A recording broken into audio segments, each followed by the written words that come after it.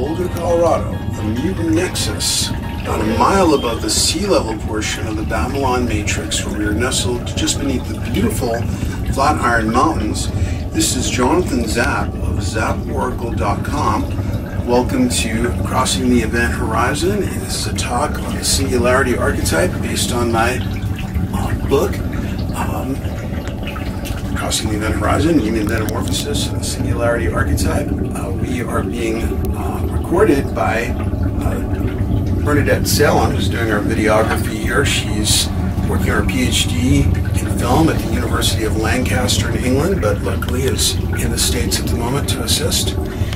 And today is February 25th of 2018, and we're starting out here in the visual novelty of my study, where I work pre-dawn every morning on my writings. But soon we're going to descend to the basement of my house here in Boulder, where I've got a big video screen and where we can better display the 95 slides of the PowerPoint that goes with this talk. Okay, we are back. We're now in our basement facility here, and once again, my niece Bernadette Salem is doing the video, and we have some technical assistance from Andrew Anderson. So, Crossing the Event Horizon relates to some of the most important themes in human life, but we'll get into that in a moment. But I'll just start with a little introduction on how I got into this strange subject when I was 20 years old. And basically, what I've always followed through my life is what I call the pathology, and this is also an essay and another YouTube on my site. It's called The Pathology, Living and Working with the Creative Muse. So numinous means spirit. So numinous is just something that sort of lights up as having an uncanny significance. And often that will turn out to be something that is energized by an archetype, and we'll get into archetypes momentarily. So basically, it's about following a numinous object of perception down the rabbit hole. And this is how I got into this strange subject, which relates to both the future evolution of the species and also the personal event horizon of death. So one thing that was very numinous for me when I was growing up, besides some personal paranormal experiences that were related, were certain science fiction visions. One of the most powerful was a black and white British 1960 science fiction film called Village of the Damned. And I watched that with my dad. I might have been like 12 or 13 years old. And the film, I had seen many good sci-fi films, but this film had an effect on me that was almost like a religious vision. Like I felt it was connected to my deepest destiny, and it just stirred something deep inside, and I knew there was something really significant about it. And another experience I had when I was probably 13 or 14 years old at the Bronx High School of Science was reading Arthur C. Clarke's classic science fiction novel, Childhood's End. And I was shocked when I was reading it because it seemed like I was finding things from my own sci-fi fantasies that I thought I would write about in this book that was published 4 years before I was born. How was such a thing possible? So, in 1978, when I was 20 years old in my last year of college, and I decided I was going to write a philosophy honors paper about this subject, but had no idea how I was going to figure out what the patterns were or what it meant. My mom, Bernadette's grandmother, Bernice Zapp, who's a psychologist for 44 years, gave me a very important lead. She said, well, you should look into this guy, Carl Jung, and his theory of the archetypes and the collective unconscious. So I go to the college library, and there are these impressive black Princeton Bollingen collected, edition of the works of Carl Jung. But I'm kind of a little bit skeptical about whether this is going to be relevant. I mean, this guy reached manhood in the 19th century. He's the son of a Protestant minister. What is going to be in these heavy volumes is going to relate to the weird sci-fi obsessions of this strange Jewish kid from the Bronx. But I see there's an index volume, I pull that down, And I see, oh wow, near the end of his life, he wrote a book called Flying Saucers, a modern myth of things seen in the sky. Well, that's a direct hit because both Childhood's End and Village of the Damned begin with flying saucers. So I pull out that book and I start flipping through it, and I see that Jung was writing about this near the end of his life, and he couldn't quite let go of the subject, because at the end of the book there's an afterword, and then after the afterword there's an epilogue, and then after that there's a third after thing, a supplement. And I start looking at the supplement, and now my jaw drops open in shock, because the supplement consists of Jung analyzing a British science fiction novel called The Midwich Cuckoos by John Wyndham. That is the novel that the movie Village of the Damned that we saw earlier was based on. So it was almost as if in that first encounter with Jung, as if he were a holographic wizard bearing a torch, stepping out of the bookcase and saying, yeah, I was looking at that one too, and here's what I thought. And some of his thoughts about the novel had some parallels to ideas I had about the movie. And Jung basically became like my spiritual grandfather or mentor. I was able to understand the singularity archetype only because of the heavy lifting that he had done before on the nature of archetypes. And what's interesting, I'm sure that Jung would have written about this archetype if he had lived long enough, but his exact endpoint was also sort of my exact starting point. So here's the book, Flying Saucers, and this is how it ends. This is a very strange ending of a book, because remember the last part was the supplement on the Midwich Cuckoos, and this is the last line of the book. Thus, the negative end of the story remains a matter of doubt. Well, I think I've solved that doubt, because something that I understood even in 1978 was that visions, when the singularity archetype goes through the personal unconscious of a particular visionary, artist, dreamer, whatever, it may be seen positively or negative, and of course all archetypes have a positive and a negative side, but if it's perceived by the ego, it will seem as this extremely threatening thing. That's how it's perceived in Village of the Damned, and that's why there's a negative ending. Weirdly enough, just yesterday we went to see the movie Annihilation, a new movie by Alex Garland, and that is another movie about the singularity archetype with a negative view of it, and with many parallels to Village of the Damned. I won't talk about it in detail because the movie's just come out, so I don't want to create too many plot spoilers, but I also did a video interview with Alex Garland about another of his films that is also a dark view of the singularity archetype, Ex Machina. So you can find that YouTube interview on Reality Sandwich or on zaporacle.com or my YouTube channel. Anyway, so when I first wrote about it in the spring of 1978, I didn't call it the singularity archetype. That name came later.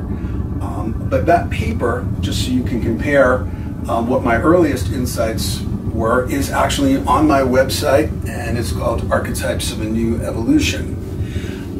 When I had just completed writing the book that I held up earlier in 2012, I discovered the writings of Michael Grosso, Dr. Michael Grosso, and we've been in touch frequently since then. I consider him the co-discoverer of the singularity archetype. I first wrote about it in 1978. He started writing about this in a book called The Final Choice, came out in 1985 or 1986, I believe. Recently a new edition came out. So he's a fellow Jungian, doctor, also from New York. He has a PhD in philosophy from Columbia, and he taught philosophy at various colleges and universities. He's now affiliated with the Division of Perceptual Studies at the University of Virginia. His main interest is in consciousness studies and philosophy of mind. He's also an artist. And what I call the singularity archetype, Michael calls ADE, the archetype of death and enlightenment. Now, my book doesn't get into his work as much as it probably should, because, again, I found out after I basically completed the book. So I mentioned him in the acknowledgments, but I didn't discuss his ideas, but you can also read his books for those. But we both relate the same archetype to evolution, death, near-death experience, parapsychology, ufology, psychotropic experience, etc. And so he's read my book. We both agree we're talking about the same archetype. So that was a relief for me to find that somebody with respectable credentials came to basically the same realization that there was a powerful archetype mediating these key event horizons of death and the future evolution of the species. And so I sort of feel like, okay, maybe I'm not the only crazy one out there. So but we should talk about archetypes first before we talk about the singularity archetype. Archetypes are an idea that goes way back in the Western tradition.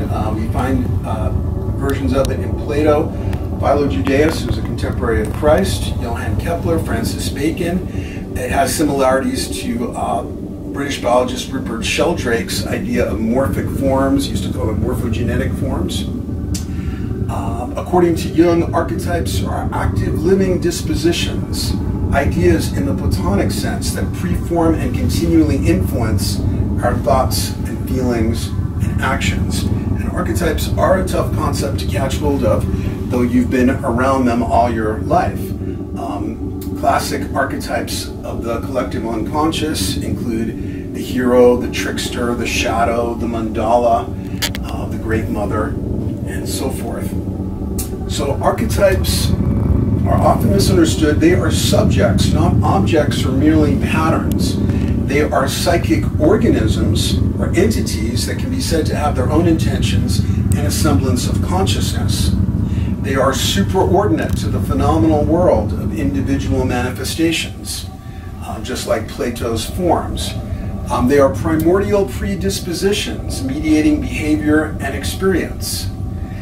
They are not intellectual concepts, but living empirical entities charged with both meaning and feeling. They are dynamic living agencies which exert a dominant influence out of which the essential themes of individual and collective human life emerge. Archetypes are inherited modes of functioning akin to instincts. They are not merely in the human psyche, but have analogs in the biological and physical world as well. The archetype, as Jung conceived it, is a precondition and coexistent of life itself. Its manifestations reach not only upwards to the spiritual heights of religion, art, and metaphysics, but also down into the dark realms of organic and inorganic matter. That's a quote from Dr. Anthony Stevens, a Jungian analyst whose work I've only just come across, who's done some pioneering work in bringing the concept of the archetypes back into biology. A lot of the Jungians, like myself, are more friendly with the humanities and have, stepped away from some of the more science aspects of archetypes and how they relate to biological evolution. So Dr. Anthony Stevens is the man to go to bring archetypes into the biological world. Jung compared archetypes to the axial patterns of crystals. Like, these are the individual manifestations that are not perfect, but somehow there is this ideal hexagonal pattern that they are organizing themselves into. And Rupert Sheldrake's morphic field work has shown this, that you have a chemical compound that's never been crystallized before because it's just been invented. It's very hard for it to form a crystal because that pattern's never existed before. But then, once it has crystallized, maybe in a lab in Germany, then if they try the same experiment in a lab in California, now it seems to crystallize much more easily. And it's not that a seed crystal from Germany, across the Atlantic to California, it's as if now that pattern exists in some field of consciousness, it now can more easily pre-pattern matter into that form. Spider webs, they're easy to recognize. They have a classic pattern, but everyone is a little bit different. And so there's some kind of classic predisposition that the spider doesn't have to learn, but that is within it like a biological archetype. So the singularity archetype mediates our expectation and experience of the parallel event horizons of death and eschaton. And eschaton refers to like an endpoint, like a quantum evolutionary shift, a point where the human race is going to cross an event horizon and experience some profound singularity, at least as I'm using the term. The themes of evolutionary transformation of the species implicit in the singularity archetype, which we see especially in science fiction, become phenomenological actualities in many near-death experiences and certain other boundary-dissolving states, such as psychotropic experiences, OBEs, that is out-of-body experiences, dreams, and reported abduction experiences. Just as the individual event horizon of death may be viewed as emergency or emergence, so too is the collective event horizon viewed variously as extinction level event or evolutionary emergence. So again, the bifurcation between those two views has to do with whether the perceiver is located in their ego, which is going to have a more catastrophic and dark view of the singularity archetype, as it will of death, or if the viewer is located in what Jung called the self, which is the totality of all the psychic structures, and is therefore lives in a trans-temporal place that's aware of has a much more multidimensional awareness, and then the same event will seem like a transcendent and evolutionary event. These are two different still shots from the movie 2001. There we see the astronaut Bowman as he's going through a light tunnel that has a lot of parallels to the light tunnel people go through a near-death experience, where he's completely freaked out in a state of ontological shock, and then when he is reborn as the star child on the other side of the event horizon. So archetypes have classic patterns. Joseph Campbell wrote a famous book, probably back in the 1930s, The Hero with 1,000 Faces. Of course, he's being numerically modest because there are billions of faces of the hero. And many people in their own life cycle will go through a heroic period where they will go through many of these classic steps that are called the monomyth. You can see them in the story of Moses. You can see them in Luke Skywalker in Star Wars, where you're going to get a call to adventure. There may be a refusal of the call. There's some kind of helper figure may show up, like Obi-Wan Kenobi, and you go through these different steps. And this will be found in all cultures, regardless of separation in both historical period and geography.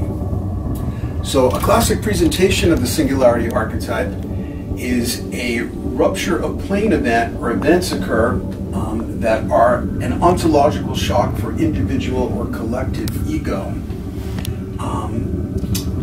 That could be a brush with death, or it could be something happening to the species that seems like apocalyptic, or that could threaten the human race with extinction. And it will again be viewed as catastrophic or apocalyptic by the ego, perceived as metamorphic, transcendent, and an evolutionary breakthrough by the self. And what happens is that when you cross the event horizon and encounter the singularity, a shift in all fundamental attributes, such as consciousness, communication, a visual telepathy or a visual telepathic network will be experienced. And that again will be in both near-death experience, where communication is almost always described as telepathic, or in these futuristic visionary projections into the future evolutionary history, or in an ayahuasca circle, for example. Ego will fundamentally change, the sense of body, the sense of self versus other, of subject versus object, time perception. We will step out of being trapped in linear time. This is one of Einstein's most fundamental points, that linear time is largely an illusion, and this is what you hear from people who've had transcendent experiences. So you get to experience that. Stereotyped gender roles give way to androgynous wholeness. and people will encounter near-death experience, a being of light whose gender doesn't seem relevant, and you also see this irrealization of gender in many of these sci-fi stories. Patriarchy and social order will shift. All those attributes that come with that, like money, nation state, power hierarchies, territoriality, and so forth. Visual motifs. This is the cover of the book. Spirals and uncanny eyes are the most classic visual motifs associated with the Singularity archetype. Here's a couple of examples. These are people who did not know anything about my work. This was a painting that I found, or image I found, maybe online, but you can see the, I wish I could credit the artist, you can see the spiral inside the eye. I found this after the book cover was created, years after. This is a painting by my father from 1951 to about, somewhere between 1951 and 1953. I didn't discover it till after the book was published. I didn't discover it till 2015, buried in an attic. And here you see the spirals, and you see a spiral very close to an eye. And we're going to look at some other paintings by Nathan Zapp that are relevant. So let me give you a classic. These are two paintings that are images of the Singularity archetype from that bipolar view, from the view of the ego and from the self.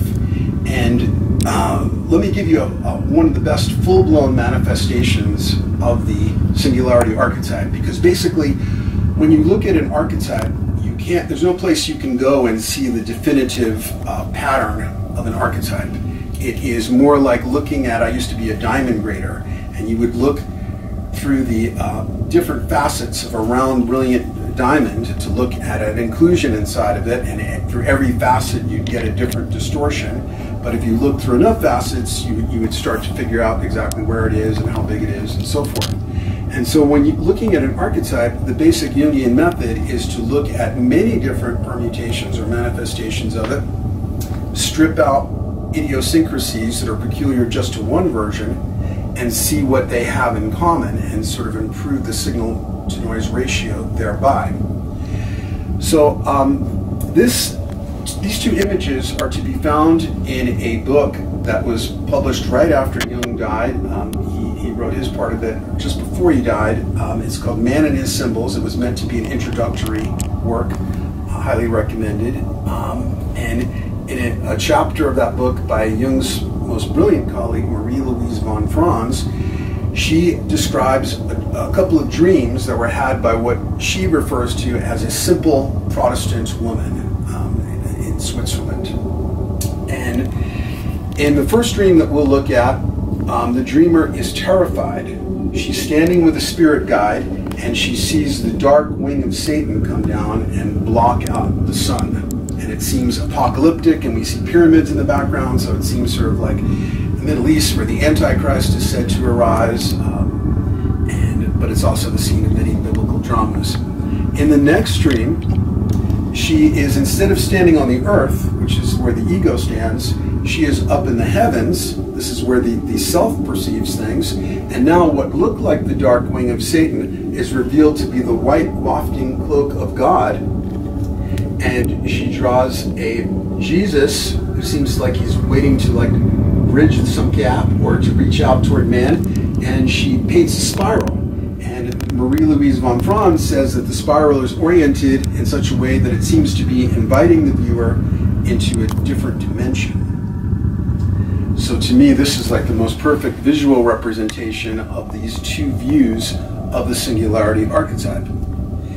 So now any archetype is going to appear differently to different psyches. And we had what von Franz described as a simple Protestant woman. Now we're going to look at the Singularity archetype through a very different psyche, that of an astrophysicist and atheist, Arthur C. Clarke, and as presented in his novel Childhood's End. And you will start to see incredible parallels between this novel and those two paintings.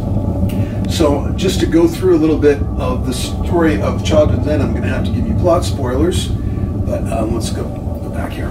Okay.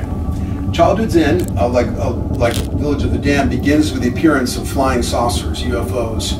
And we are told that they break through all communications and announce, you can call us the overlords. We are here to assist you in a perilous phase of your evolution. And we are not going to interfere in your affairs except to keep you from killing each other. And through some technological magic, any projectile weapon, from a rifle bullet to a nuclear missile, is automatically returned to sender, so that mass violence becomes impossible. But the overlords, true to their word, act in a very benevolent way. They do not interfere with human freedom, but they give us many priceless gifts of science and technology, tremendously improving the quality of human life. One oddity, though, of their arrival is that they say, we will not physically appear before you for 2 generations, 50 years. And people speculate, well, they must look like giant insects or slime mold or something. They don't want to scare us. Anyway, the 50 years go by, and it's an age of tremendous prosperity, a golden age. And now the great craft land, and when the overlords step out, people are shocked because they look like Christian and pre-Christian devils. They have horns, wings, great ebony wings, tails, and so forth. And this is a fascinating incongruity, because here we have this atheist, a scientist, Arthur C. Clarke, and now an archetype is appearing. The devil is an archetype in the midst of the technological materialism of a science fiction novel. The overlords are not devils. They are exactly who they say they are. They are completely benevolent, more benevolent than human beings. Their unusual appearance is just the physiological adaptation to the environmental conditions of their planet. But, as Clarke explains, they, to the human unconscious, even in the past, their physiognomy, their appearance is associated with evil, because they represent the end of the old species. And Clarke describes it as a race memory of a future event. I mean, it almost sounds like he's talking about an archetype without seeming to know anything about archetypes. So the reason why they're associated with evil is something that relates to why the ego perceives the singularity archetype as dark, in that all organisms are conservative. They're trying to dial in that homeostasis, a certain equilibrium, and anything that threatens that equilibrium, something mutagenic like a poison or radioactivity or a foreign organism entering the body. That's why we have an immune system that will anything that is not in one of an improved microorganism will be attacked. The species and individuals will resist powerful, intense change because it's threatening that homeostasis. So the coming of the overlords is the signal of the end of the old species. So another aspect going on, I'm not sure why this is, maybe we should go back. I'll finally finish Childhood's End. Okay, and we're going to take a quick break here, and I will come back and talk more about Childhood's End. Yeah. So where we left off, the overlords had appeared physically, and people were a bit shocked, but they had also had 50 years of experience that the overlords are exactly who they say they are, that they're completely benevolent. And now, for the first time, the overlords can mix freely in human society. And one of the overlords, Chevrek, starts researching human paranormal phenomenon and documentation of that. What the overlords are looking for is something that they call Subject Zero. That's going to be the first human being that's going to break the mold and be of the new evolutionary type. It's very much like a Arthur C. Clarke's atheistic version of the Messiah. So one of the overlords, Reshevrak, is going to go to the home of the man who has the largest privately held collection of books about the paranormal. A trivia question for older folks in the audience is, what American celebrity in real life had the largest collection of books about the paranormal? And the answer is Jackie Gleason, the man who Richard Nixon, according to Jackie Gleason's widow, took him to see the frozen bodies of aliens, according to her. Anyway, so Reshevrak goes to the home of a man who has this library, and the man plans a weekend guest situation with some of his close friends showing up, because they sort of want the celebrity name-dropping chance to meet an overlord, which very few people have gotten to encounter in such an informal social situation. Now, what's amazing about this part of the novel is how much this social situation sounds like a prophetic anticipation in 1953 of the contemporary New Age era, and with a lot of the foibles present.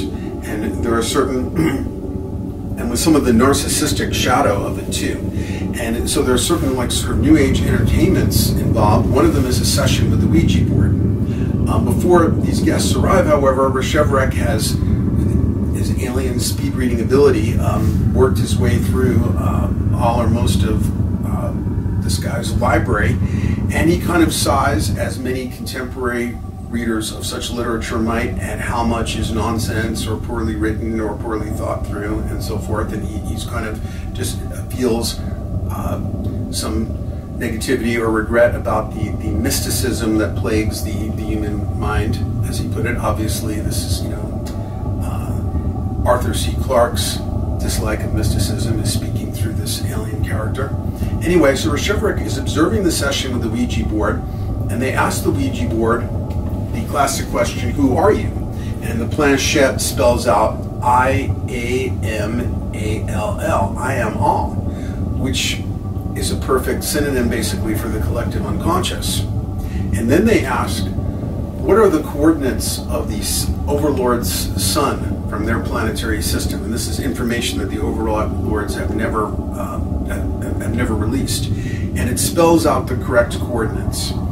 And now Reshevrak, a bit naively for anyone with experience of the paranormal, concludes that subject zero must be present, because how else could this information be known? Of course, assuming that no other human being could have a psychic ability except subject zero, I guess. But when he looks around the table, all the adults there seem perfectly mediocre, which in fact they actually seem to be. And what he discovers is that one of the women present is pregnant, and it is her unborn fetus who is subject zero. When this child is born, he immediately exhibits profound paranormal abilities like levitation, and also, as if a seed crystal has been dropped in, every child born after him is also of this new type. And so now all these infants form a telepathic network. They become aware of each other all over the world, and start doing very strange things. Also, what happens is, after a critical number of these new children are born, the old species, Homo sapiens, us in other words, becomes sterile. It's as if now that they have fulfilled a biological program, an evolutionary program to give birth to their successor species, they are no longer needed to reproduce, hence the title, Childhood's End. Now, what happens is, cutting a whole lot out of the story, is we flash forward maybe decades, and one human being has managed to smuggle himself aboard one of the Overlord spacecraft when it's returning to their home planet. And because of time dilation, by the time he's there and they can bring him back to Earth, decades have passed. And the Overlords want to bring him back to Earth because he is now the only Homo sapien left. All the others have aged and died. And they want him as a member of the original species that has undergone this evolutionary metamorphosis, they want to see how the next phase of the children's evolution looks to him, a human observer. And because basically what the overlords are sent to various planets when they are about to undergo a critical evolutionary quantum shift across the evolutionary event horizon. They themselves, though far more advanced than Homo sapiens, are, as they describe it, stillborn in the sense that they are sterile, in the sense that they are not able to make this evolutionary leap. And this is why they are the perfect midwives, because they're at a very high level of evolution but cannot themselves participate. And basically, Clarke has a naturalistic, atheistic God concept in the book called The Overmind, that's sort of a vast disembodied intelligence. I don't know what the difference between that is and a more reasonable God concept, but that's aware of intelligence or consciousness developing in any world, aware of when it's going to arrive at this critical phase where it can easily be destroyed or spread destruction to the stars. And then it will send the overlords to act as midwives, which is interesting because it sounds like midwitch cuckoos, midwives, to help with this precarious jump to a much higher species. So to the last human observer left alive who's brought back to the surface of the Earth, when the children who, before they reach this phase, translocate to a continent, so they all join hands together and form something like, it's called the long dance. It's something like a moving spiral on the ground. But then when they are going to complete their new phase of their evolution and join energetically with the overmind, so the last human being left alive, it looks like an aurora borealis, a spiral of light in the sky. So this is pretty amazing, because remember I said that we were going to juxtapose Arthur C. Clarke's Childhood's End with the dreams of the Christian woman. Okay, so the dark wing of Satan in both versions of this singularity archetype comes down because the overlords have the dark wing of Satan, and that's frightening to human observers. But from a cosmic vantage that the last human observer left alive is able to see, the children merge with the overmind, and it looks like an aurora borealis, a white spiral of light in the sky.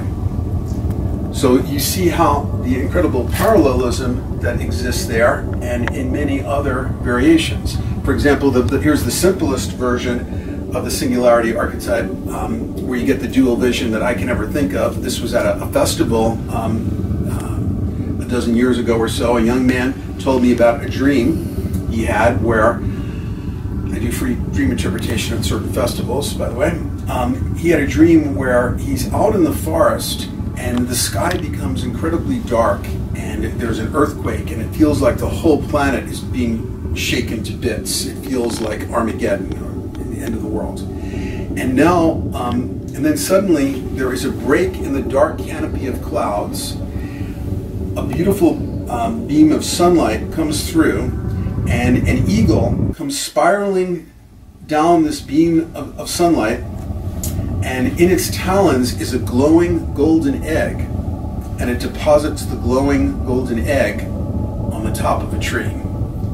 So you see the same elements there with the dark apocalyptic event that's terrifying to him, and then you have this transcendent event, again with a spiral, the eagle, which has the best eyes in nature, and it is associated with the heavens and so forth. It flies, and it's bringing a glowing golden egg, a symbol of rebirth in a new golden age. And so the examples go on and on. A key aspect of the singularity archetype, and again, whether it is experienced in a futuristic vision, like in a sci-fi vision, or experienced in an out-of-body experience, a near-death experience, and many psychedelic experiences, is the emergence. Corporeal reality is transcended, and there's emergence of a glorified body. This is a famous painting by William Blake.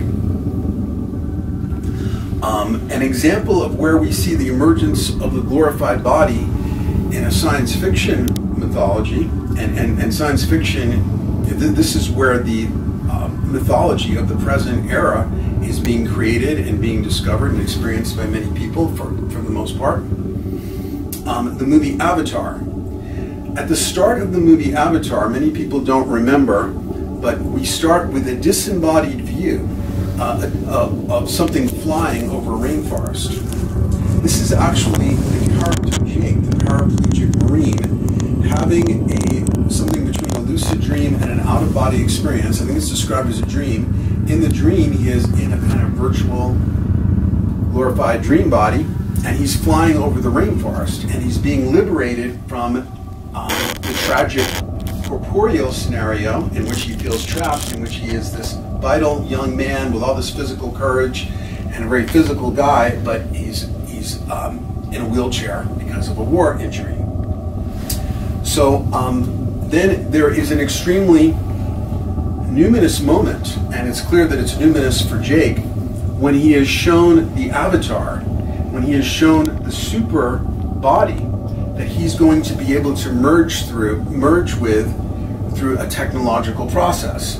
And this technological process looks visually incredibly like death, because he's going to get into this coffin-like sarcophagus, and then through whatever process, he is somehow put into this magnificent avatar body. And it's a very ecstatic experience of release for him. In the film, there's a bit of an unfortunate technological materialist bias, because the telepathic merger that exists between Jake and this animal has to be done through like the organic equivalent of an Ethernet cable, this funny tail thing or whatever. But there's a lot of telepathic bonding that goes on in the film. And this is another aspect of the Singularity archetype that I call homogestalt and a visual telepathic network. This is the remake of the movie Village of the Damned. And there's some really fascinating synchronicities involving the actors who basically personify the ego, the Dr. Zellaby, in the first version and in the second version. The second version is played by Christopher Reeve, who also played Superman, and shortly after this film came out, or maybe shortly after it got done shooting, he became a paraplegic or quadriplegic. And I talk about that in the book. Okay, so here are the children. Their telepathic network in the book is by gender. So all the males are aware of the same thing, and all the females. It's segregated by gender. The term homogestalt for this type of networked telepathy is one I got from a classic science fiction novel, also from the 1950s, by Ted Sturgeon, called More Than Human. In it, a group of mutants who are all quite different from each other form a small telepathic network, and with specialized functions. So it's like one is the executive function, and maybe another one is like the conscience or superego, and so forth. And we see this telepathic network thing in Childhood's End, of course. We already covered that. It's a very powerful version of it is in the classic science fiction's greatest masterpiece, in my opinion, Dune by Frank Herbert. And the original Dune books, highly recommended. A lot of stuff about the Singularity archetype. The way it works in the Dune books is that there is a sisterhood of superconscious warrior women called the Bene Gesserit, and they are working on, through manipulating politics and manipulating royal families, they are trying to breed, they're trying to advance human evolution and create a being they call the Kwisatz Haderach, which would be sort of a male version of a Bene Gesserit Reverend Mother.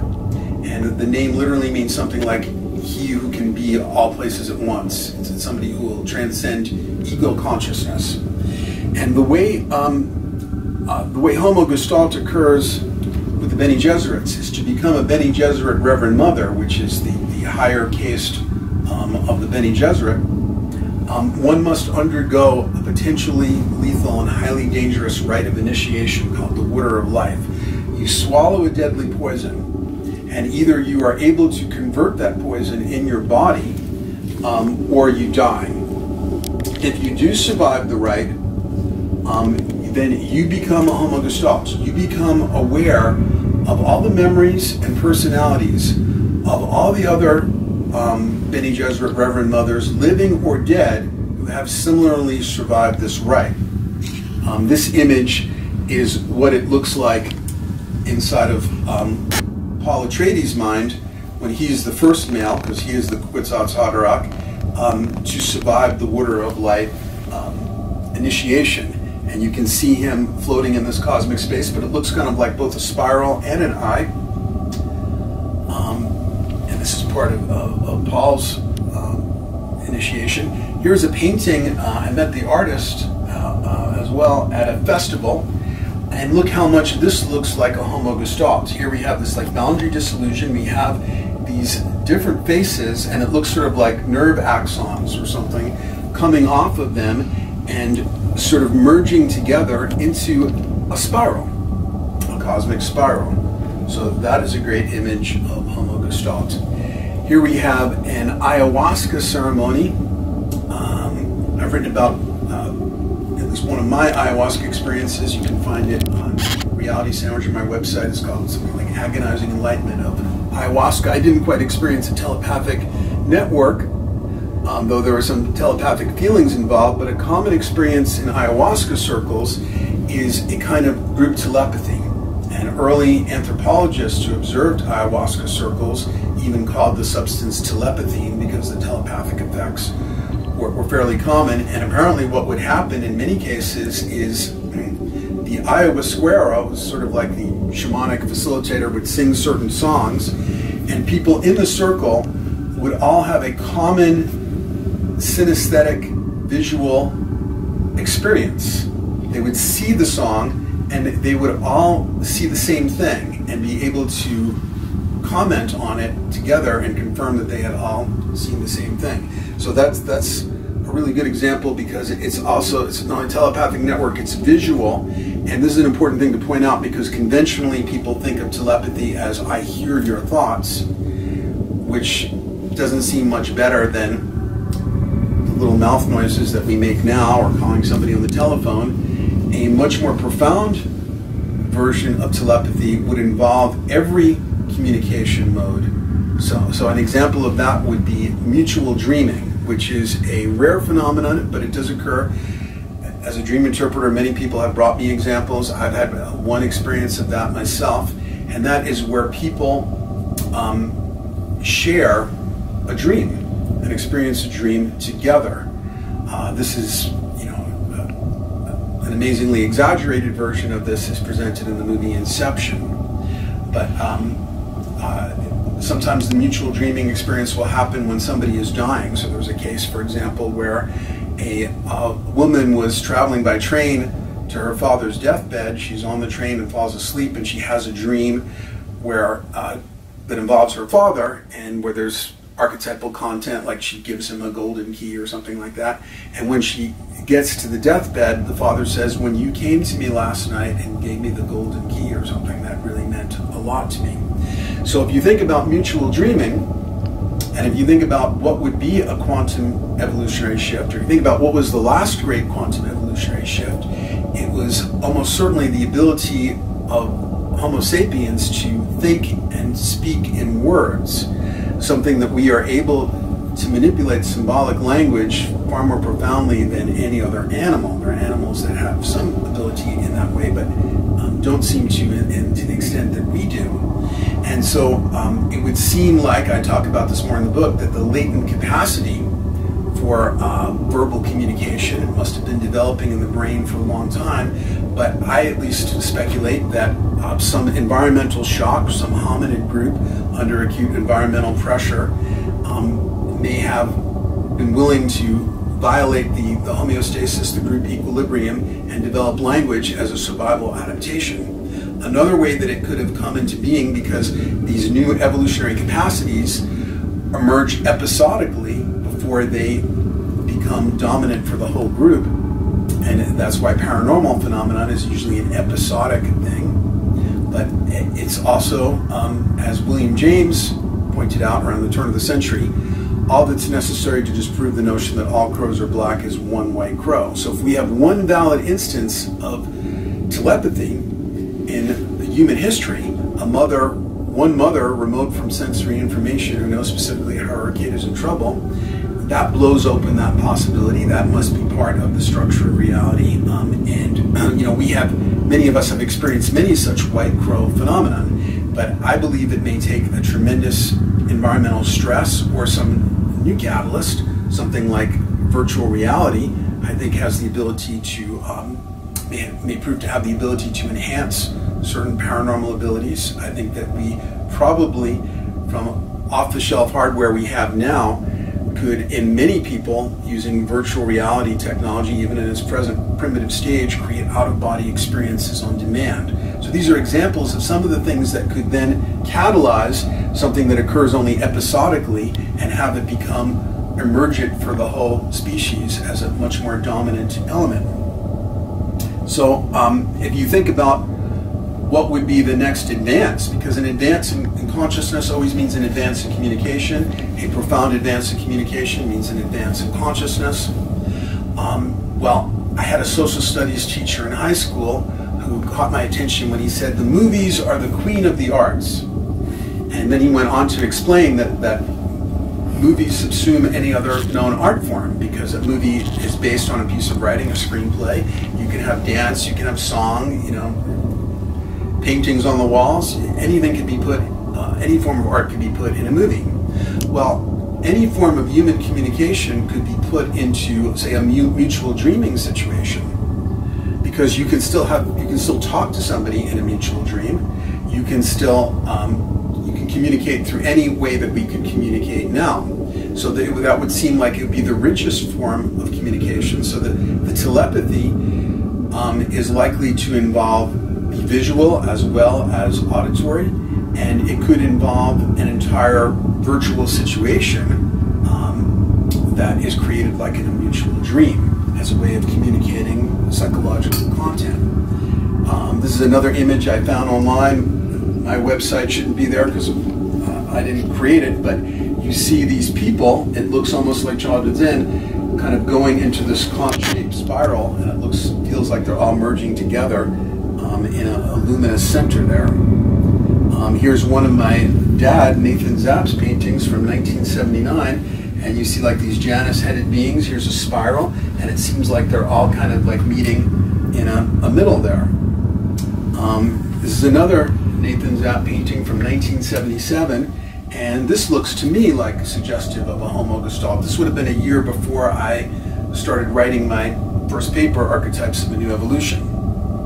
So another aspect of the crossing the event horizon and the singularity archetype is you emerge into an idioplastic or thought-responsive matrix. And we saw that, of course, in the movie The Matrix, but this is what happens every night when we dream. When you dream, you're entering this idioplastic environment where you're not limited by linear time and where everything is reflecting psychological content. This also happens with near-death experience, with lucid dreaming, and some of the pioneer OBE explorers like Robert Monroe and others have gone into astral realms, according to them, and have found these idioplastic environments, like in the afterlife realm, where a group of fundamentalists will have sort of congregated together, and let's say Christian evangelicals, and they'll create a sort of a white picket fence town with a church and so forth that accommodates as much as possible what they expected to find in the afterlife. But there was still, according to what Robert Monroe experienced in these environments, there were still people who were like, but where's Jesus? I thought Jesus was supposed to be in heaven, and so forth. So according to many different mystical sources, the Tibetans, for example, in some of their books about how to get the Tibetan Book of Living and Dying and so forth, how to get through these afterlife bardos, people are often unprepared for an idioplastic environment in which what they think becomes real, are where they may aggregate with others who have similar expectations and create an environment. So this happens in the science fiction stories with where one finds oneself in an idio-plastic environment, like in the Matrix.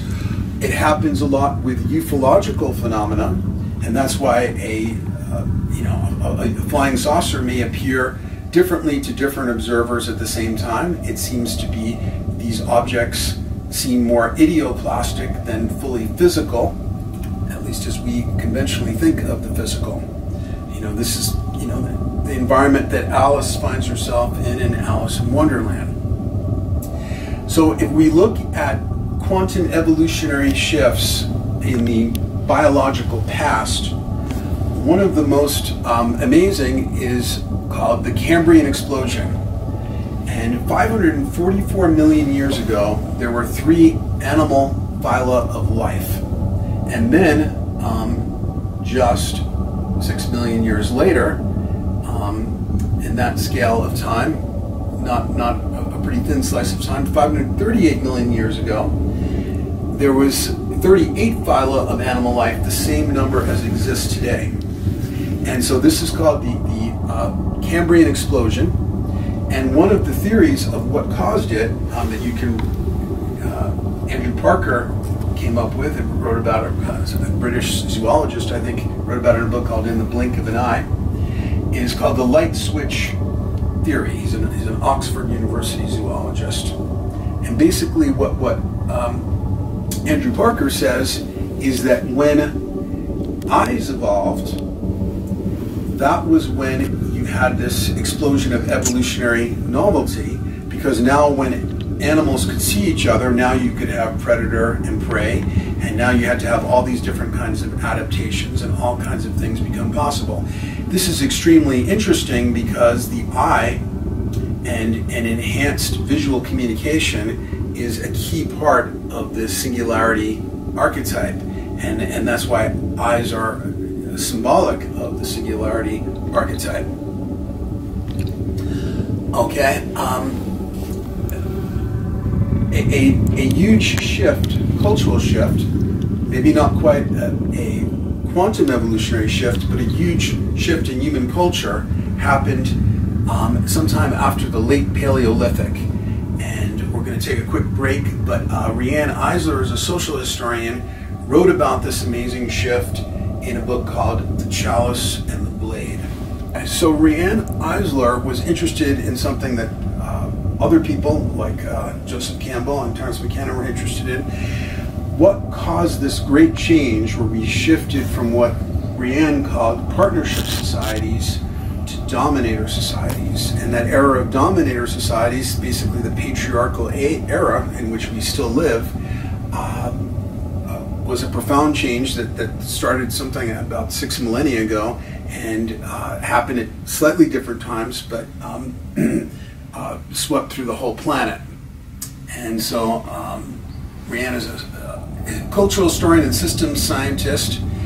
Anthropologist Ashley Montague praised this book as the most important book since Darwin's Origin of the Species. So partnership societies, their iconic object is the chalice. That is a chalice from ancient Crete, which was, I think, the most recent of the partnership societies. And the Chalice and the Blade presents the theory that the partnership model of social organization characterized Neolithic Europe and lasted up until the time of the Bronze Age civilization of Minoan Crete. Partnership societies were characterized by relatively egalitarian relations between the sexes, goddess worship, and life-affirming values. The emblematic object of this era was the chalice, which symbolized abundance, feminine values, fecundity, liquid and solid food nourishment, and the goddess. Then we shift to the dominator societies. The end of the partnership era came with the invasion of patriarchal tribes built on the dominator model, which is characterized by strict hierarchies, men dominating women, and death-centric values represented by the sword, the new iconic emblematic object. Joseph Campbell schematized the ancient shift from matriarchy to patriarchy as follows. And of course, Joseph Campbell is a Jungian mythologist. The world born of goddess without consort, the world born of a goddess fecundated by a consort, a male consort, the world fashioned from the body of a goddess by a male warrior god, the world created by the unaided power of a male god alone. The Abrahamic faiths, in other words.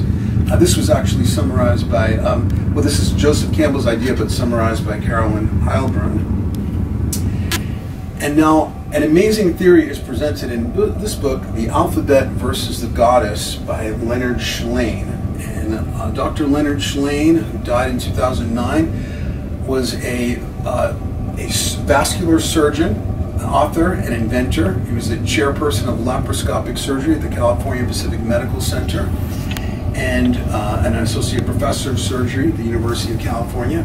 He operated on blood vessels near the brain. He knew a lot about the structure of the brain and hemispheric lateralization, which will play into this. That's the difference between the left hemisphere and the right hemisphere.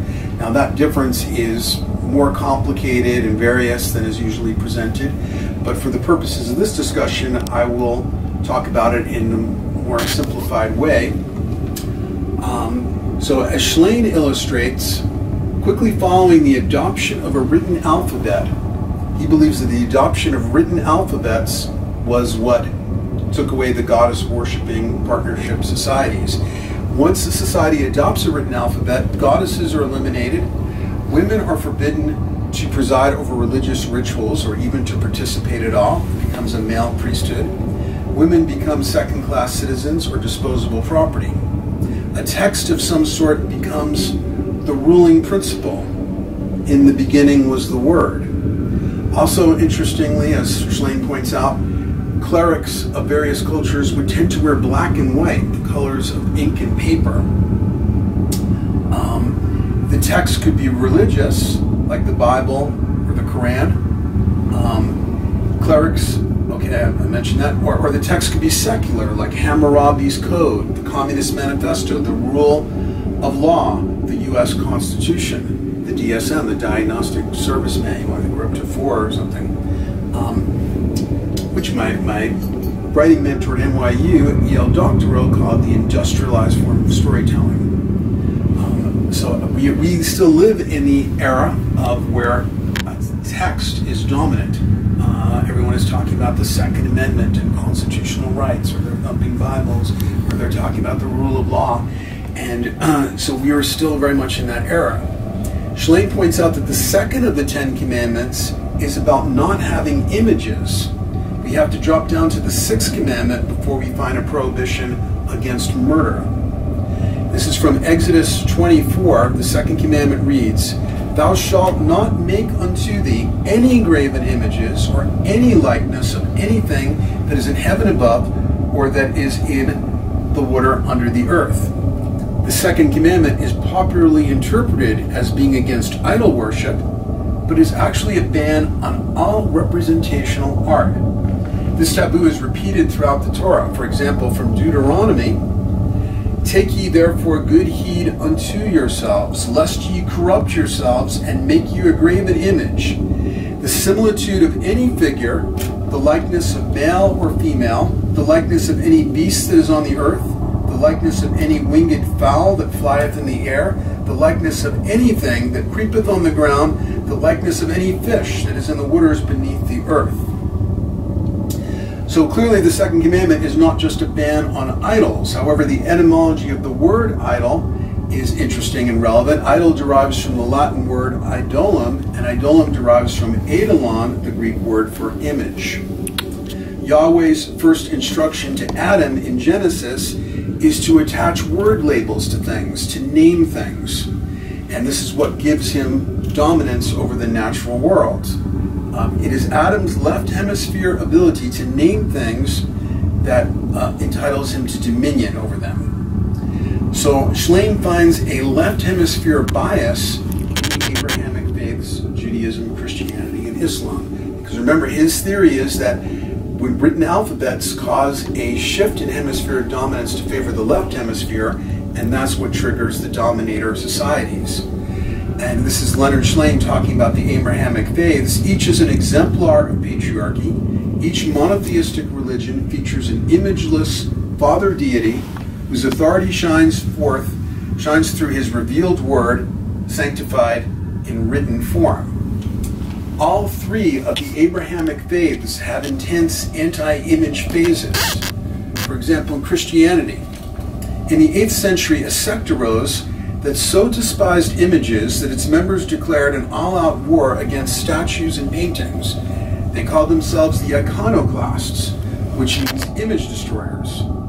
Pope Leo III ordered all church murals covered with plaster and all likenesses of the Virgin effaced. Their targets also included painters, sculptors, and craftsmen. Monks who resisted were blinded and had their tongues torn out. Then we have the Protestant Reformation. There's Martin Luther over there. And that begins with a new document, Luther's Manifesto. He creates this document and nails it to the door of the church. He reduces the role of Mary, the one feminine element that had crept into Christianity. And churches become more visually bland with Protestantism. But now we go to the most recent of the Abrahamic faiths, and as Shlain explains, the more recent the faith, the more recent will be the anti-image faiths. And with Islam, the most recent by far of the Abrahamic faiths, the anti-image bias continues into the present era. Okay? So in Islam is against all representational art, but especially images of the prophet. A few cartoons in Sweden result in more than 100 people killed in various countries. Fundamentalist regimes enforce Sharia law, which is patriarchal, anti-female, the worst human rights disaster on the planet by far. There's nothing that's even close to it. And the treatment of women, is the treatment of women by Islamic fundamentalism. The burqa, a more profound oppression than genital mutilation. It's a castration of a human being's ability to communicate visually, which we do with our faces in a way that no other animal does. We have 150 muscles in our face, and we are microsecond by microsecond communicating through these facial expressions. So this is more profound than genital mutilation in eliminating the ability for a woman to communicate visually. To give you an idea how bad this can be, in 2002, a fire in a school in the holy city of Mecca, Saudi Arabia, was attended by morality police, who are also known as the Commission for the Promotion of Virtue and Prevention of Vice. The morality police fatally interfered with firemen and others trying to help a school with girls inside of it that was on fire. They kept the girls inside the burning building because they were not wearing headscarves and abayas, the black robes, as required by the kingdom's strict interpretation of Islam. A witness saw 3 morality policemen beating young girls to prevent them from leaving the school because they were not wearing the abaya. The morality police also stopped men trying to help the girls, warning that it is sinful to approach them. 15 girls died in the blaze. On the other hand, this is the least violent era in human history, with the lowest per capita rates of homicide and war casualty. A profound hemispheric shift is underway and accelerating. As the great media guru Marshall McLuhan said, the medium is the message. I would add, but especially neurologically.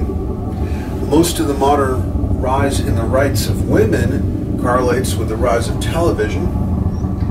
Regardless of objectionable content such as first-person shooter video games, visual media shifts hemispheric dominance from the left to the right, and no other generations but the ones of today have been exposed to so much visual media in such a visually intense and complex environment. And we've gone from people experiencing total shock when they showed the first silent movies. I think the first one shown in public was of a train pulling into a station and people were diving for their chairs because they couldn't even process that such a large moving image didn't correspond to reality. When they came up with the first zoom lens, because at first they only had fixed focal length lenses and they zoomed in on a woman's face, in the film, people were gasping in the audience because it looked like the woman's face was expanding and was going to explode or something. Meanwhile, we've got two boys in the house who are 10 and 13. When they were like maybe 5 and 8, I watched an Avengers film with them, and in the opening sequence there was this surreal montage with, you know, editing quick enough to give you an epileptic seizure, and they both completely followed and instantly decoded the entire story that was behind that montage with no problem, because they've grown up in this incredibly visually sophisticated environment. So so this is a t-shirt somebody gave me. Can you see what I'm saying? And you see an eye at the center of it with what looks like the aperture of a camera, the iris of a camera in there. Terence McKenna referenced Philo Judaeus, a 1st century Alexandrian Jew, a contemporary of Christ, who said a more perfect logos, a more perfect version of the voice of God, would be beheld rather than heard. And so besides technological changes emerging episodically in spontaneous and organic ways, we have stuff like ayahuasca, telepathic synesthesia we talked about, and mutual dreaming. So this is what happens in the evolution of technology, not surprisingly, parallels what's going on with organic evolution with human beings. Sophocles said, "Nothing vast enters the life of mortals without a curse," and some already lose their lives in the new technology and become idiots, but a lot of the things that are said about computers and video games and smartphones are almost identical to things that people like Socrates said about the technology of writing when it was introduced, that it would make people stupid and they'd lose their memories and so forth. And of course, every new technology is a sword that cuts both ways, and there'll be devastatingly harmful things happen on the internet, but incredibly miraculously good things happen as well. And we may soon be able to use off-the-shelf VR equipment to produce OBEs on demand, as I pointed out earlier. And in general, you know, people have sometimes asked me, what should we do to prepare to be able to cross the event horizon? And it's the same thing that would help you cross the event horizon of death as would help you cross the future evolutionary event horizon, as would help you tonight when you go to sleep and cross the event horizon into a dimension called the dream time, and that is being able to function and to keep your awareness and your self-awareness while in an idio-plastic, visually rich, shape-shifting environment. Another principle is that I've come up with is that as novelty intensifies, and I agree with Terence McKenna, who got the idea from Alfred North Whitehead, that the universe prefers and conserves novelty, the creation of new forms. As novelty intensifies, the outer edge of light and dark will likely both intensify. And so you can think of novelty as occurring as the amplitude between those widened extremes. So as we have these powerful new virtual technologies and start to hybridate more with computers and so forth, there are going to be diabolical things that will happen, but there are also going to be transcendently evolutionary things that happen, as is already the case. You know, ISIS may use the internet, but so may people with unusual sexualities who in the past would be completely terrified and isolated and suffering in a small town, but now they can find a community of people all over the world. So technology will continue to be a sword that cuts both ways, and that is part of its purpose, because if it's all good or it's bad, that's not as novel as if it's both. Okay, and I get into this dual aspect more in the book. Other aspects of the quantum evolutionary shift. An explosion of new mythological manifestation of the singularity archetype, especially in fantasy and sci-fi cultural products. Image of the singularity archetype are ubiquitous in contemporary culture. I mean, you can find them in the distant past, but it seems to be an archetype that is becoming more charged and more emergent and powerful all the time. And part of this is also, we'll get into this here, with the change in NDE research. Accelerating research on psychotropics and other states of non-ordinary consciousness. And again, when we're able to start producing states of non-ordinary consciousness, we can already, but even more profoundly with virtual reality equipment. I think that's going to be a powerful catalyst. An explosion of research in NDEs since 1975. That was when Raymond Moody's book, Life After Life, came out. That's when the terms near-death experience and life review were coined. And at the same time that that has happened, this increasing awareness of NDEs and well-credentialed researchers studying near-death experience, people like Pim van Lommel, a Dutch cardiologist who wrote the single best book called Consciousness Beyond Life, highly recommended. At the same time, there's been this explosion of resuscitation technology, even just in the last few years, to where now they say that if the Titanic were to happen today, they'd be able to come by hours later and restart most of those people that were lying dead in the water. Okay? So what we're having is a far greater percentage of the population, plus the increase in the global population. We have more people than have ever existed in the past who've had experience of crossing the event horizon of death. You know, it's called near-death experience, but some people object to that term because these are people who've met every clinical definition of death and then come back. So NDEs involve crossing the event horizon, and the futuristic images of humanity's further evolution, such as telepathically networked homogestalt glorified bodies, transcending linear time and ego, enhanced visual perception and communication, emergence into an idio-plastic matrix. These are the common phenomenological actualities of NDEs.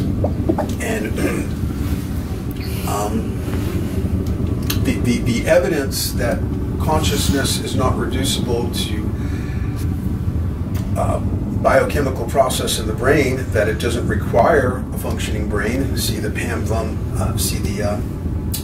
Reynolds case in my book, and in other cases, I believe it is strong enough to be called incontrovertible at this point, even though in a materialist culture where many sophisticated people are neurological materialists, this new evidence is ignored because it doesn't work with their belief system or paradigm. And this is an aspect of scientism where it's really a matter of an irrational belief that's not in accord with the empirical evidence we have. NDEs create, as we see in the futuristic sci-fi fantasies, abilities that become actualities when people have experienced NDEs. So this is from Dr. Pim van Lommel's book, Consciousness Beyond Life. His prospective studies of people who had near-death experience. He had a control group because he studied the people who experienced cardiac arrest in several Dutch hospitals. The control group was people who had cardiac arrest and no NDE, and so those groups could be compared. But his results were, the methodology was impeccable enough that they were published in the prestigious medical journal Lancet. So this is a table that shows you how certain paranormal abilities increased after an NDE and as compared to the general population. Another aspect of the NDEs that Dr. Kenneth Ring, Professor Emeritus of Psychology at the University of Connecticut, has written about is in a book called Mindsight, is the ability for people who are congenitally blind since birth to have visual near-death experiences. People who had never experienced vision. And the paranormal vision that people can have in near-death experiences can include not just 360-degree vision, but sometimes spherical vision. And sometimes, once again, it can happen to those who are blind from birth.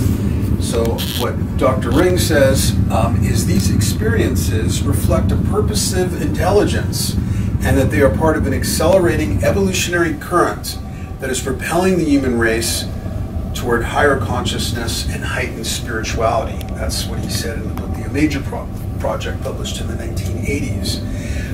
The near-death experience is highly structured, and it really suggests an archetype, because one of the things that researchers have discovered is that the effects of the near-death experience actually increase in time.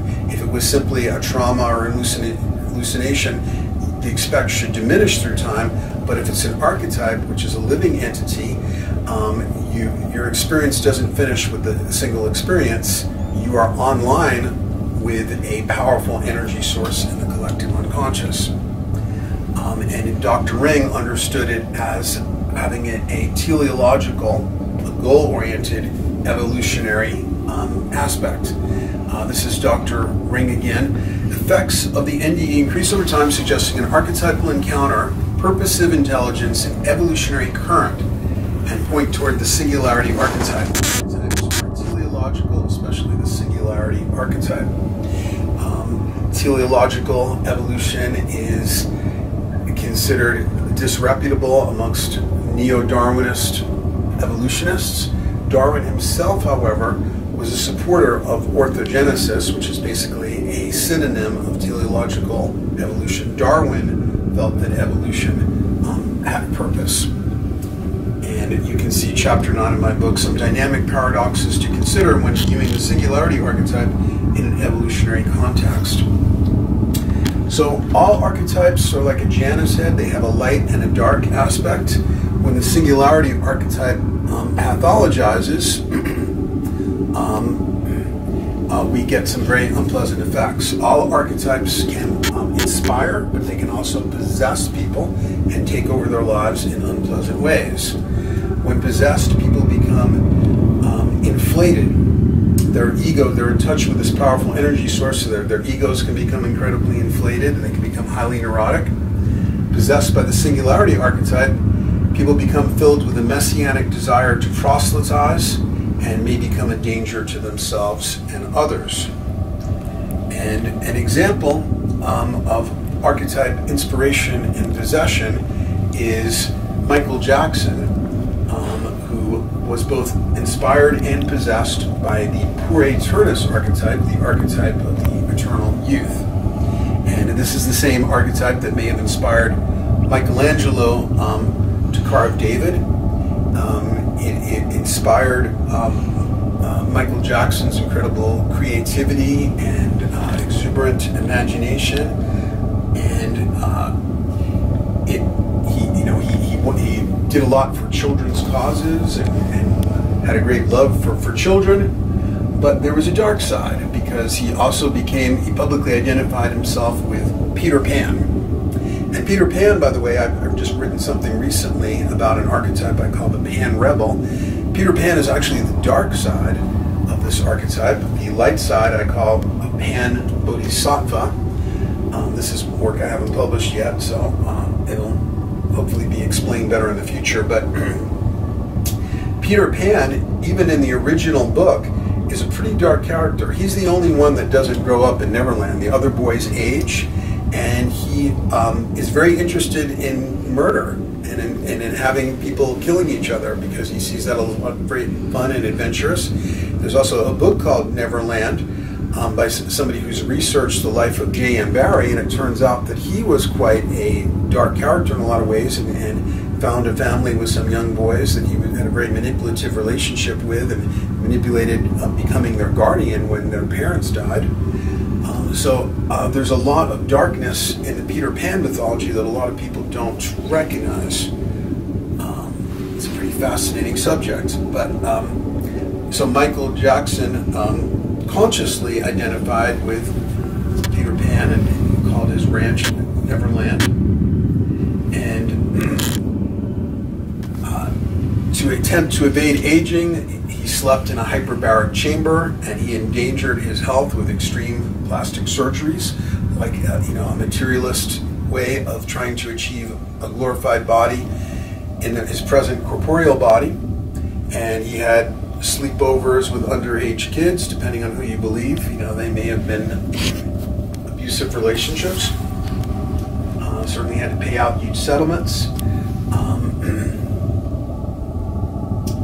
So the singularity archetype often pathologizes as apocalypticism.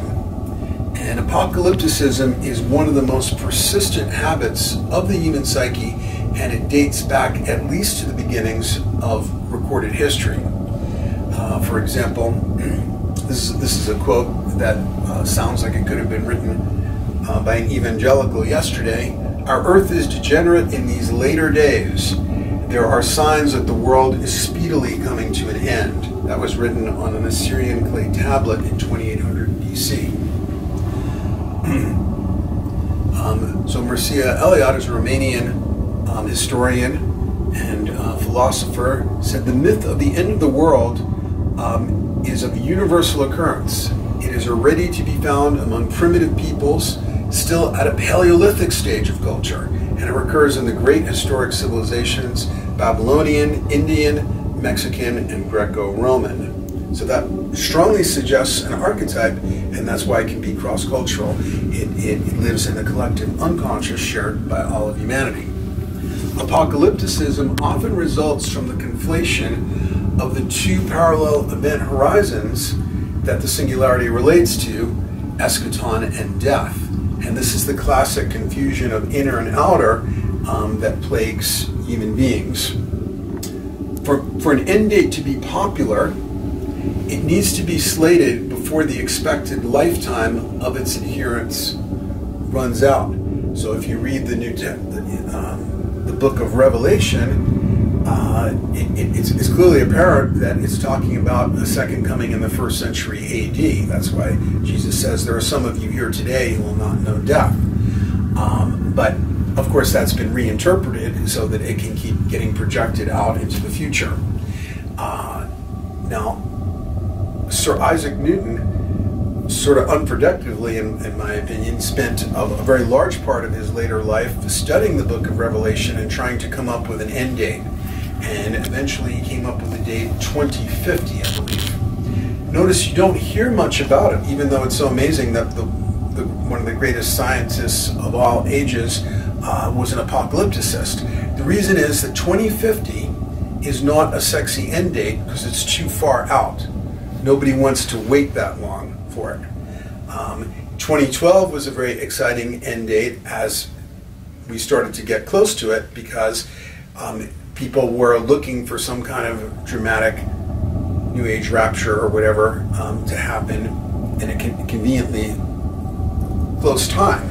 You don't want to hear about an end date that is longer than your expected lifetime. But I guarantee you that, in 2040, thereabouts, you're going to start to see books like the Newton Code, and there'll start to be movies about Isaac Newton and why he predicted that date. It'll become a sexy date then. Elizabeth Steam was a self-styled clairvoyant who predicted that a massive earthquake would occur in the Bay Area on August 14th of 1969. And after she made this prediction, and she was, I don't think she was a clairvoyant for a living, she was more or less a homemaker, and she was quite sincere about her premonition, because at great expense she had moved her whole family from the Bay Area to, I think, Spokane, Washington. And many other psychics in a copycat fashion picked up the same date and said that they saw it too, what happened on that date. And it was such a big phenomenon, there were several New York Times articles about it. But shortly before the predicted massive earthquake, Elizabeth Steam died at the age of 29 of a usually non-fatal form of lupus. So she may have confused a sense of her oncoming personal event horizon with the collective event, because human beings are constantly confusing inner and outer, and this is the most familiar in the state of projection, where something like, the most classic example is we have a heterosexual man walking down the street, sees a beautiful woman, and he feels like, I've known her from other lifetimes, we were meant to be, she's the one. Now, from the Jungian point of view, this man is projecting his soul, which will tend to be characterized, be more feminine than his conscious physical gender, and so he will feel this sense of having known this woman and of their having been together for lifetimes, because he's probably been with his own soul for lifetimes. In some case, this might be projected onto an actual soulmate, in which case we might say there was a hook in her for the projection or something, but it could make this person into a stalker, or very obnoxious, or having inappropriate expectations, archetypal expectations of an actual person. And this is the commonplace, phenomenon of infatuation and so forth.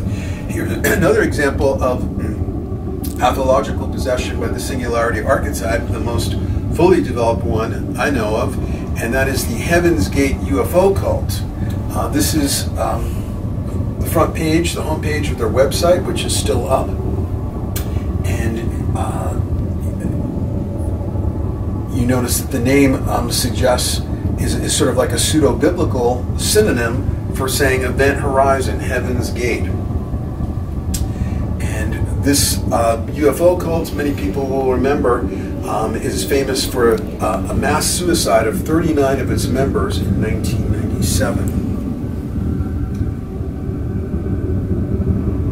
Okay, Heaven's Gate began in the early 1970s when Marshall Applewhite, who was recovering from a heart attack, claimed to have had a near-death experience. Applewhite came to believe that he and his nurse, Bonnie Nettles, were the two witnesses spoken of in the book of Revelation. Besides Heaven's Gate, the group also called itself HIM, an acronym meaning Human Individual Metamorphosis. Their material is just dripping with motifs and key aspects of the singularity archetype, but in a demented form. The group believed that the Earth was about to be recycled, and that the only way was to survive was to get off the planet. They felt there was a mothership that was hiding behind the Hale-Bopp comet. And one of the paths to get off planet was to thoroughly hate this world. This is somewhat of a pathologized version of Gnosticism, and reject the present vessel or flesh and blood body. So here we have a pathologized version of the will toward the glorified body I talked about earlier. 7 members of the group, including Applewhite, were so eager to free themselves from sexual desire that they had themselves surgically castrated. In 1997, Applewhite claimed that a UFO was trailing the Hale-Bopp comet and waiting to take them to a level of existence above human.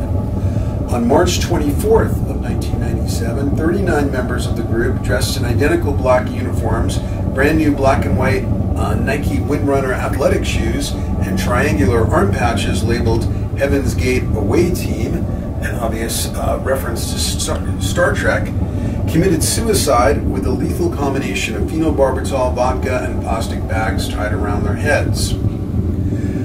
So they, to try and get to this eschaton-like cosmic event horizon, they chose the other event horizon of death. Most or all of the classic elements related to the singularity archetype, evolutionary metamorphosis, NDE, death, UFOs, androgyny, the glorified body, and science fiction saturated the Heaven's Gate cult.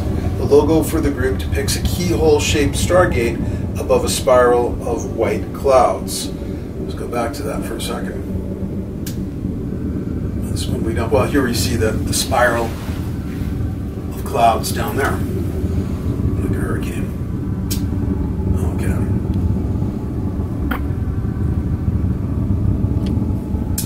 So, pulling it all together. To conclude all this, we're going to take a detailed look at possibly the most profound vision of the singularity archetype, 2001, A Space Odyssey. And this is the greatest vision of the singularity archetype I know of, and it's the product of the creative collaboration of 2 great geniuses, Arthur C. Clarke, we talked about his childhood zen before, and Stanley Kubrick. The novel and the movie were created concurrently and released in 1968. So, this looks like a moving GIF. I didn't realize that. So, I'm going to give you many plot spoilers. I hope people have seen this masterpiece already. But we start out with a group of sort of missing link hominids, and this black monolith appears in their midst, and they start worshiping it like an idol. The monolith is ominously reminiscent of a giant tombstone. It is both a tombstone and a stargate. And in fact, the phrase stargate was coined in the book and the movie 2001. And it is an opening that exists at the twin event horizons of death and eschaton. It's not a dead end, but a portal that you travel through to metamorphose. So once this particular group of missing links touches the monolith, they have been evolutionarily enhanced by this artifact of an alien technology that acts like the overlords to act as a catalyst for evolution. So the way we see this is they suddenly discover tool use, and they start picking up these large bones lying around and discovering that they can use them as weapons. And what happens is it gives them an evolutionary advantage over competing tribes of missing link hominids. So after this group has been enhanced, they face off with a warring tribe or group of what had previously been nearly identical, such missing links. But now the alpha of this group comes forward with a bone club in his hand, because he's learned how to use a tool, and now he bludgeons the alpha of the other tribe to death.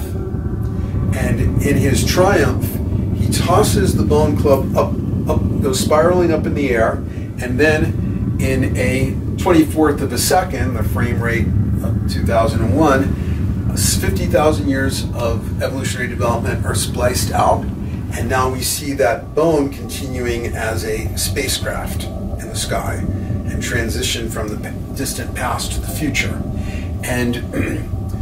But the world of futuristic high technology that we have shifted to is still a primate world, and a world that is hurtling toward another event horizon, and it's still a world of killer primates. And in fact, that white spacecraft that the bone transitions into was actually meant to be a circling, orbiting nuclear weapons platform. They felt, especially Stanley Kubrick, felt they couldn't make this overt in the film because Stanley Kubrick's previous masterpiece, of course, was Dr. Strangelove. So if there were a nuclear doomsday scenario in 2 films in a row, it would seem over the top, but that was really the intention. Even the name of the astronaut protagonist, Bowman, suggests that we are still primitive killer primates. Okay, so now in this futuristic world of 2001, our technology has developed enough where we can map the magnetic field of the moon, and we discover a powerful magnetic anomaly on the moon, and they excavate that and find a monolith. The magnetic anomaly on the moon apparently was placed there that when we evolved enough that we had enough technological sophistication to go to our close next door neighbor, the moon, and map its magnetic field, we would discover this anomalous object. And here we see a group of white male astronauts, VIPs, who are taking a selfie in front of the monolith to record an historic event. And they are not aware, they're all doing their thumbs up and having an ego-enhancing moment, but they're not aware that what they are actually witnessing is the end of history. And at the first sunrise, the first rays of the sun hitting the recently excavated monolith, a piercing tone emerges from the monolith, and they fall to their knees because it's so piercing. And it's actually a powerful radio signal that the monolith is sending to Iapetus, a moon of Jupiter. And now a series of ego deaths and physical deaths follow. By the way, in the original, their original intention or preference would have been for it to be Saturn, which in a lot of mythological and archetypal ways would have been more appropriate. But the state of the art of special effects at the time, I think they were using Douglas Trumbull's Industrial Light and Magic, they didn't feel they could convincingly pull off the rings of Saturn, so they had to settle for Jupiter.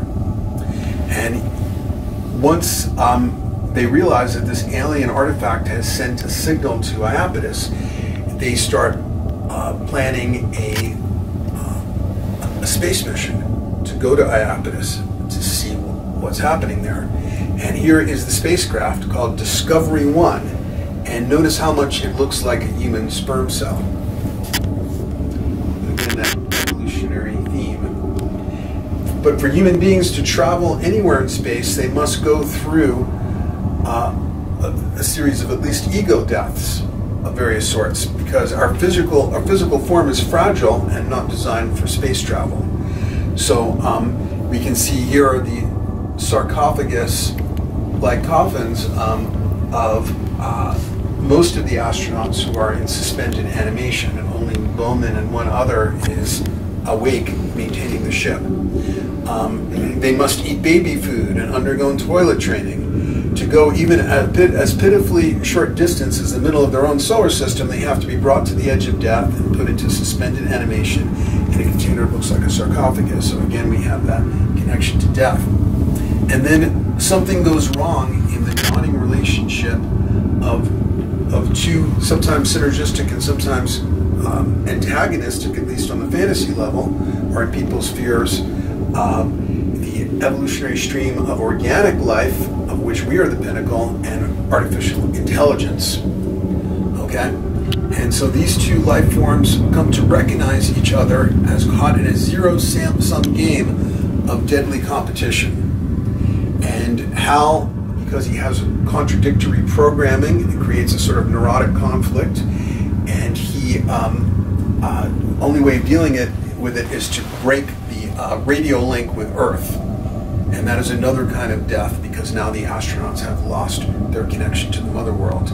And now the spacecraft is in an isolated crucible traveling through space. And the denouement of a huge evolutionary cycle plays itself out in this lonely crucible, and in the course of the struggle it becomes a 0-1 evolutionary struggle where only one stream of evolution can survive, and all of the humans die except Bowman, and then Hal must die for Bowman to continue the journey. And we're going to take a slight break there. So, in 2001, we see this ever more tense relationship between artificial intelligence. At least it's tense in the sense of human psychology, and that people like Elon Musk and others have some paranoid ideas about what can happen with it. Okay. Bowman travels toward what looks from space like a giant eye on the Jupiterian moon Iapetus. In a small pod, Bowman attempts to land on the pupil of this giant eye in space, and closer observation reveals it to be a giant black monolith. So he's basically entering the pupil of an eye, again, the eye symbol of the Singularity archetype. When he does land, he discovers that this is not an object in the conventional sense, but a singularity. And there is no roof to this object, but is more something like an M.C. Escher inside-out optical illusion. He finds that he is hurtling through what is both an interdimensional corridor and an evolutionary event horizon. It is both the threshold of death and a birth canal. And that is images from the light tunnel he enters. Now, really important to keep in mind is that both the book and the movie 2001 were released in 1968. The field of near-death studies begins 7 years later in 1975 with the publication of Dr. Raymond Moody's book, Life After Life, which coins many of the terms we are now familiar with, such as near-death experience and life review. The light canal Bowman passes through is also the tunnel, so often described in the NDE, where the experiencer will often say they feel like they are traveling at the speed of light. For example, a near-death experiencer reports, "The blackness began to erupt into a myriad of stars, and I felt as if I were at the center of the universe with a complete panoramic view in all directions. The next instant, I began to feel a forward surge of movement. The stars seemed to fly past me so rapidly that they formed a tunnel around me." And now, here is the description from the novel 2001. "The star field was expanding as if it was rushing toward him at an inconceivable speed. The expansion was non-linear. The stars at the center hardly seemed to move. while those toward the edge accelerated more and more swiftly until they became streaks of light just before they vanished from view. Here's one man's description of his life review. It's like a picture runs in front of your eyes, like from the time you can remember up to the time you know what was happening, that is the present moment. It seems like pictures of your life just flow in front of your eyes, the things you used to do when you were small and stuff, stupid things. It was like a picture, it was like a movie camera running across your eyes in a matter of a second or two, just boom, boom, he snaps his fingers. It was clear as day, clear as day. It was very fast and you could see everything. And here's a similar description from a woman. It was amazing. I could see in the back of my head an array, just an innumerable array of thoughts, memories, things I had dreamt, just in general, thoughts and recollections of the past just raced in front of me in less than 30 seconds. All these things about my mother and grandmother and my brothers and these dreams I've had, I felt like this frame, millions of frames just flashed through. It was thoughts and images of people, and a lot of thoughts just raced. She snaps her fingers several times in split seconds. I had my eyes closed underwater, but I could still see those images. She had drowned at that moment. Okay, now here's the description of what happens to Bowman from the novel 2001 as he crosses the event horizon. The springs of memory were being trapped. In controlled recollections, he was reliving the past, and not only vision, but all the sense impressions and all the emotions he had felt at the time were racing past more and more swiftly. His life was unreeling like a tape recorder playing back at ever-increasing speed. And even as he relived these events, he knew that all was indeed well. He was retrogressing down the corridors of time, being drained of knowledge and experience as he swept back toward his childhood. But nothing was being lost. All that he had ever been at every moment of his life was being transferred to safer keeping. Even as one David Bowman ceased to exist, another became immortal. And once again, this was 7 years before the term life review was coined.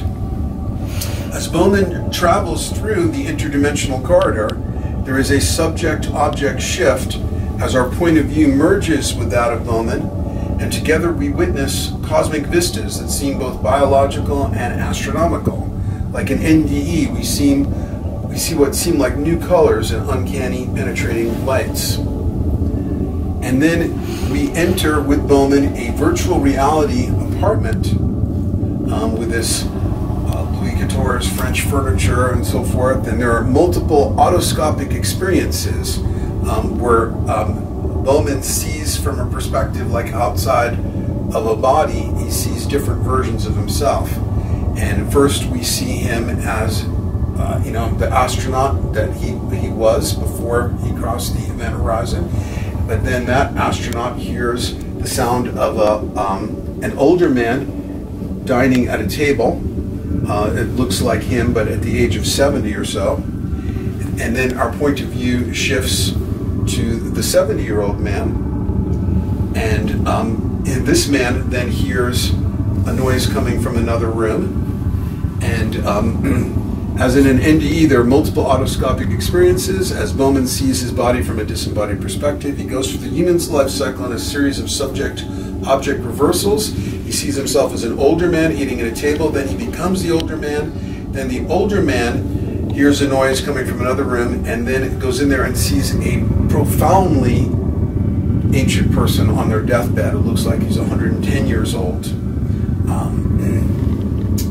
And then we shift point of view to this figure, this profoundly old man, and here he is in his deathbed in this virtual reality apartment, and a monolith appears in front of him. And it appears in front of him as both tombstone and evolutionary portal. As a dying man, he reaches toward the monolith in the identical manner of Adam reaching toward God in Michelangelo's God creating Adam on the ceiling of the Sistine Chapel. So on the other side of the event horizon, he is now reborn as a star child, a luminous infant with extremely large eyes. Out of the birth canal, he is reborn as a star child. The star child has large luminous eyes and exists within a luminous sphere, similar to the spherical vision of some near-death experiencers who discover themselves to be luminous spheres of awareness that can see and travel in any direction at will. The birth of the star child is the reemergence of the glorified body after his body has aged and died, a body of awareness freed from the tyranny of matter.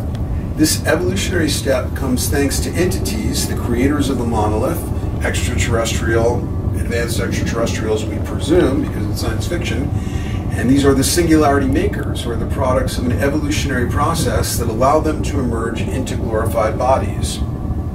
And this is a quote from the novel. And now, out among the stars, evolution was driving toward new goals. The first explorers of Earth had long since come to the limits of flesh and blood. As soon as their machines were better than their bodies, it was time to move. First their brains, and then their thoughts alone, they transferred into shining new homes of metal and of plastic. So both Clarke and Kubrick were famous atheists. So of course they're imagining the Ray Kurzweil technological rapture of organic beings transferring their consciousness into AI, inorganic AI. In these, they roamed among the stars. They no longer built spaceships, they were spaceships. But the age of the machine entities swiftly passed. In their ceaseless experimenting, they had learned to store knowledge in the structure of space itself and to preserve their thoughts for eternity in frozen lattices of light. So the etherealization and liberation from the tyranny of matter continues, even in the technological context. They could become creatures of radiation, free at last from the tyranny of matter. And here is Bowman's experience of emergence into a glorified body. He still needed for a little while this shell of matter as the focus of his powers. His indestructible body was his mind's present image of itself, and for all his powers, he knew that it was still a baby. So he would remain until he decided on a new form, or passed beyond the necessities of matter. And notice, decided upon a new form. So in other words, now he is in a shape-shifting idio-plastic body, which is the real ultimate fulfillment of the will toward the glorified body, is not to have a better body, but to be in an idioplastic form where you can change shapes or be disembodied as you prefer. And here's part of the description of crossing the event horizon. Here time had not begun, not until the suns that now burned were long since dead would light and reshape this void. Unwittingly he had crossed it once, now he must cross it again, this time of his own volition. The thought filled him with a sudden freezing terror, so that for a moment he was wholly disoriented, and his new vision of the universe trembled and threatened to shatter into 1,000 fragments. So once again we have the ego view that sees death as the emergency, while another part, a deeper part of the psyche, sees it as an emergence. It was not fear of the galactic gulfs that chilled his soul, but a more profound disquiet stemming from the unborn future. For he had left behind the time scales of his human origin. We talked about the transcendence of linear time. Now, as he contemplated that band of starless night, he knew his first intimations of the eternity that yawned before him. He would no longer be in a linear time-based environment. Then he remembered that he would never be alone, and his panic slowly ebbed. The crystal clear perception of the universe was restored to him. Not, he knew, wholly by his own efforts. When he needed guidance in his faltering steps, it would be there. He will be telepathically in touch with the overmind, or, the intelligence of the universe, basically. Confident once more, like a high diver who had regained his nerve, he launched himself across the light years. The galaxy burst forth from the mental frame in which he had enclosed it. Stars and nebulae poured past him in an illusion of infinite speed. Phantom suns exploded and fell behind as he slipped like a shadow through the cores. The cold, dark waste of cosmic dust which he once feared seemed no more than the beat of a raven's wing across the face of the sun. The stars were thinning out. The glare of the Milky Way was dimming into a pale ghost of the glory he had known, and when he was ready would know again. He was back precisely where he wished to be, in the space that men called real. So we will conclude there with Bowman crossing the event horizon. You can find more about the Singularity archetype, much more, in my book, Crossing the Event Horizon, Human Metamorphosis in the Singularity Archetype. It's available on Amazon and iBook and all the usual places. A digital version, and plus an audio version is available in a combo deal on my website.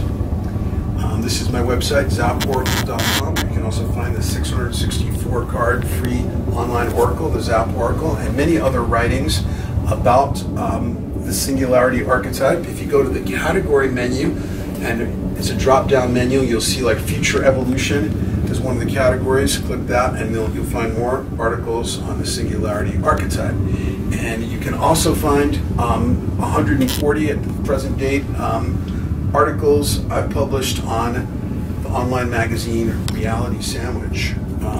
This is Jonathan Zapp of zaporacle.com. Thank you so much for watching this video, and best wishes for your journey across the event horizon.